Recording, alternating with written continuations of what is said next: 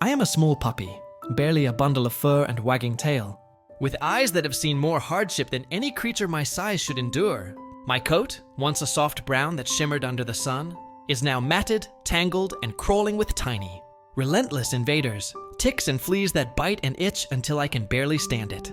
My paws tremble, not just from the cold, but from the weight of loneliness and fear that has followed me for weeks.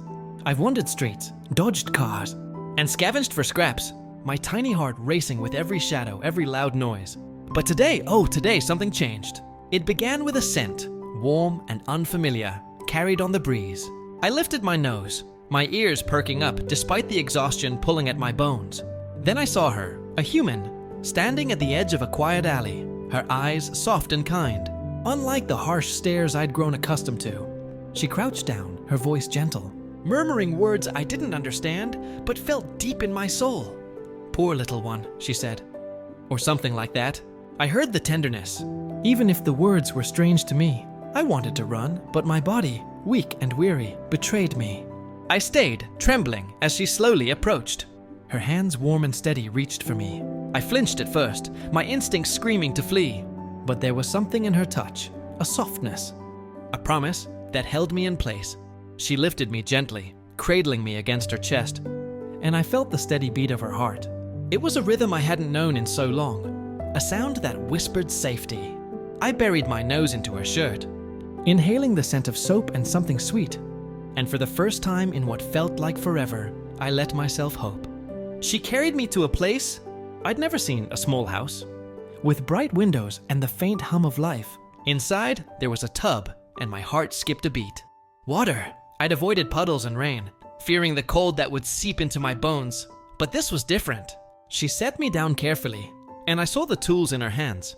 A brush, a comb with fine teeth, and a bottle of something that smelled sharp but clean.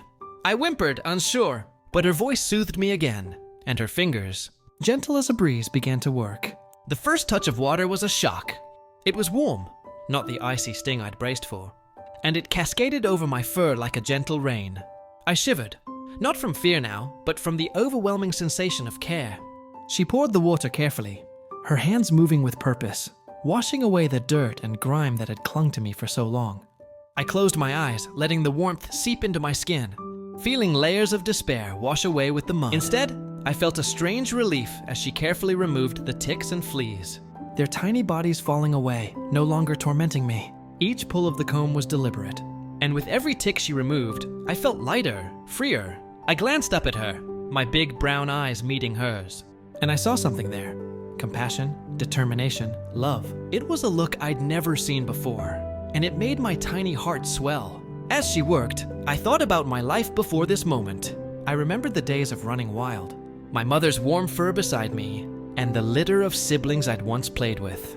But those days were gone, stolen by hunger, by danger, by the cruel indifference of the world. I'd been alone for so long, my spirit dimming with each passing day, each failed attempt to find safety. I'd begun to believe I was unworthy of kindness, that my matted fur and flea-bitten skin marked me as unwanted. But this woman, this angel with steady hands and a gentle voice, saw me differently. She didn't flinch at my dirtiness or turn away from my pitiful state. Instead, she poured her care into me, scrubbing away not just the physical burdens, but the emotional ones too. With each stroke of the brush, I felt my fear melting, replaced by a warmth I couldn't name but desperately wanted to hold on to. The water turned murky as she rinsed me, the tub filling with the evidence of my struggles, dirt, fleas, ticks, and despair. But as she drained it and refilled the tub with fresh, clean water, I felt reborn. My fur, once heavy and tangled, began to soften under her touch. She lathered me with shampoo, the scent of lavender filling the air, and I sneezed, a tiny, involuntary sound that made her laugh. That laugh, it was like music, bright and joyful, and it wrapped around me like a blanket. I wagged my tail, just a little at first, testing the motion. It had been so long since I'd felt joy, but now it bubbled up inside me, unstoppable. I looked at her hands, still working diligently, and I realized something profound. She wasn't just cleaning me. She was saving me. Not just my body, but my spirit, my very soul, which had been so battered and bruised. As she finished, she wrapped me in a soft towel, drying me with the same care she'd shown throughout. I nestled into the fabric, feeling the warmth seep into my bones, and I let out a contented sigh. She lifted me again, carrying me to a cozy corner where a blanket and a small bed waited. I curled up, my body still trembling, but now from gratitude, not fear.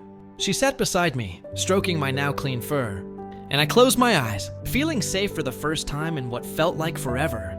In that moment, I thought about what it meant to be loved. I'd heard stories, whispered in the wind by other animals, of humans who cared, who took in strays and gave them homes.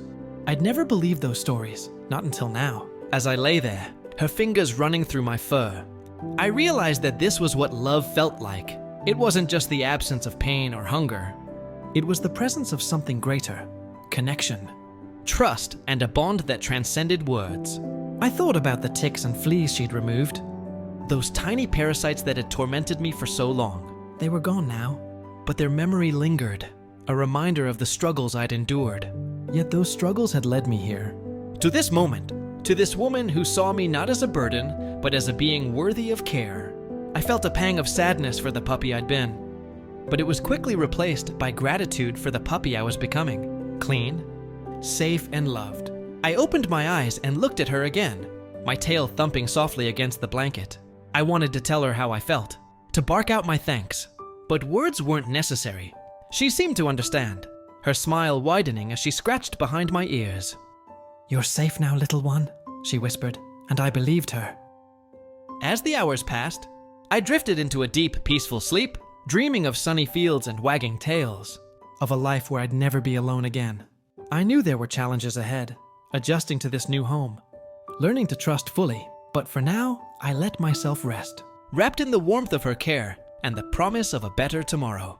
In my heart, I carried a newfound understanding that even in a world that had been so harsh, there were still humans like her, angels in disguise, with hands that healed and hearts that loved. I vowed to repay her kindness, to be the best companion I could be, to fill her days with the joy of my wagging tail and playful barks. But for now, I simply lay there, clean and content, my heart overflowing with gratitude for the gentle touch that had changed my life forever.